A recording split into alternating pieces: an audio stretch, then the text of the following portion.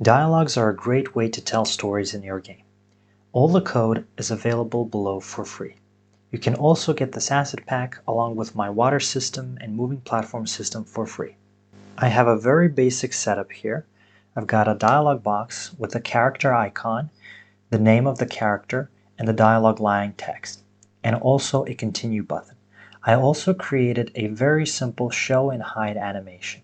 Our dialog system will have two classes, the Dialogue Manager and the Dialogue Trigger. The Dialogue Manager is responsible for showing and hiding the dialog box, and it's also going to animate and update the text. The trigger is going to contain the data for a single dialogue, such as lines, icons, and character names. And it's also going to tell the Dialogue Manager when to start a dialogue. So in the scene, we're going to have a single Dialogue Manager and multiple dialogue triggers. And when a trigger is activated, it's going to tell the Dialogue Manager to display the dialogue. Let's start by creating the Dialogue Trigger class. And let's think how we can represent the dialogue data. Let's consider a very simple dialogue between two characters, Martin and John.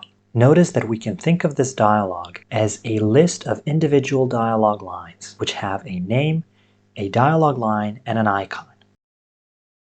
So we can create a dialogue character class, which will group the name and the icon of the character into a single class, and make sure to set it to system.serializable so that we can edit it easily in the inspector. Next, we're going to create a dialogue line class, which is going to use the dialogue character that we just made, and it's going to have a string line. The text area attribute makes it easier to input large dialogue lines in the inspector.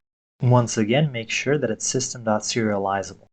Finally, it's time to create the dialogue class, which is going to have a list of dialogue lines that we just created. Again, make sure that it's system.serializable. Finally, we can create a public dialogue called dialogue and remove the start and update functions. You can now drag and drop this script onto a villager or an NPC, and you can write long dialogues between characters. Next, we're going to create the Dialogue Manager class. First, we're going to create the Dialogue Manager instance, which will allow us to access this class from anywhere in our game. Then we need references to the UI components for the icon, name, and dialogue line. We can assign this in the editor. Most importantly, we're now going to create a queue of dialogue lines.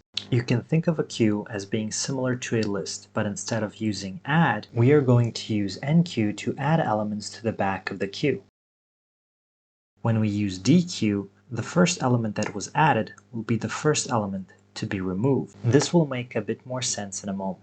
For now, let's add a few more variables, one to keep track of if the dialogue is active, one for the typing speed, and one for the animator reference. Instead of the update function, we're going to write a start dialogue function that takes in a dialogue. It updates the state, plays an animation, and clears the queue.